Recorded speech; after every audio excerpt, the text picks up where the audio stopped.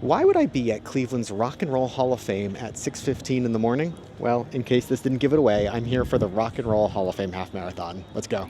Day is breaking over the birthplace of rock and roll. I head towards the start line and stretch out a bit before hopping into the corral. I grab a spot near the front by the 135 pacer. I'm sporting Adidas today for the first time. Let's see how these do. We start right on time at 7 a.m. and I'm flying out of the gate heading towards Brown Stadium. But this course is ready to humble me early on. There's an immediate climb to get back up towards Lakeside Avenue. But once we get up there, the course flattens out a bit. Mile 1, a turn, a much-needed water station, and then on to Chester Avenue where we've got a few miles. Mile 2 comes fast, then Mile 3 has a nice little cheer squad. We head under the train tracks, another drink, and then Mile 4. We're sharing the road here, but that's the way it goes sometimes. There's the Cleveland Clinic. I'm almost at mile 5 and I'm really pushing it hard. We take a left towards Lake Erie. Got a nice downhill here. I'm gonna let gravity do the work for a little bit. Then we turn onto Martin Luther King Jr. Drive through Rockefeller Park. This is a subtle downhill, and while I head down it, I focus on taking absolutely every tangent I can on this curvy roadway. Mile 6. Mile 6 was a little faster than the rest of them, so that's a good sign. Okay, mile 7 check-in, feeling okay, a little tired. I know this course is gonna get tough, so I'm mentally preparing for that. But it's such a beautiful portion of this course. We head underneath the Shoreway and onto Marginal Road along Lake Erie. Mile 8. It is windy, very, very windy right now. Yikes. And unfortunately, we have to make a slight detour back uphill to avoid some construction. But there's another nice cheer squad before we hit Mile 9. And the sun is starting to show itself a little bit. Mile 10.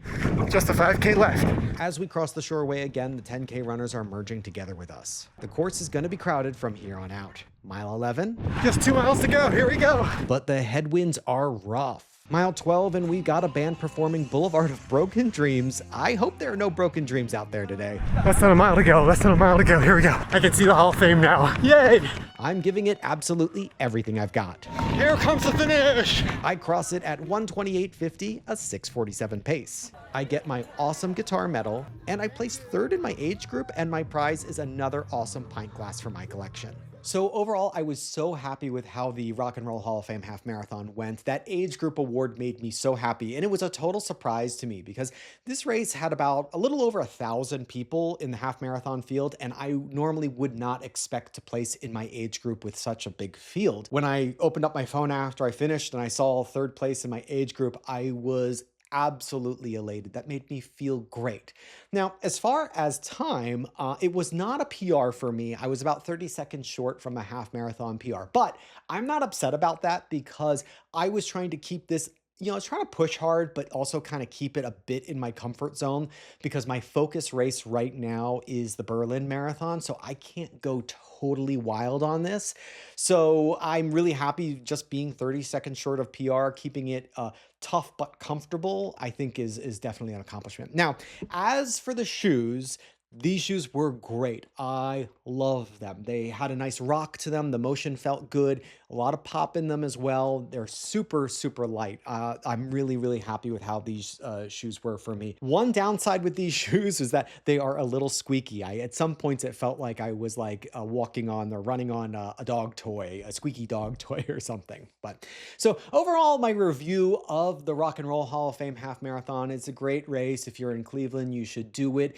It's got some elements of it that feel a lot like a big race and some elements that make it feel like a little race. And so just keep that in mind. I mean, having a race put on by the Rock and Roll Hall of Fame is really cool. You use that whole plaza there. It's kind of an iconic spot in Cleveland to start and finish a race. And because it's a 5K, 10K, half marathon, and a relay, you've just got like a ton of people around. So the whole start and finish area feels like a nice festival. You're going to like that. When you're out on the course, it feels like a small race. The aid stations are small. Not that I had any issues with getting water or anything, but it is small. There's not a lot of people out there cheering you on. There were 2 bands, which was great to see some bands out there, but it didn't have like the big race feel in that sense. So that's something to keep in mind if you're considering this race for yourself. But I would check it out if you can. It was a lot of fun. So thanks for joining me on this journey, and I'll catch you at the next one.